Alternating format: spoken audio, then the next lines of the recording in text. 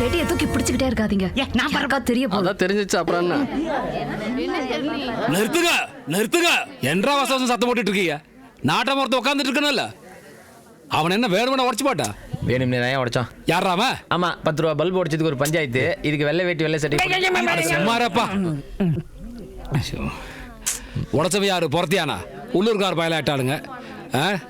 அதனால மன்னிச்சு விட்டு போடுவோம். ஆமா ஆமா, அப்படியெல்லாம் விட முடியாது.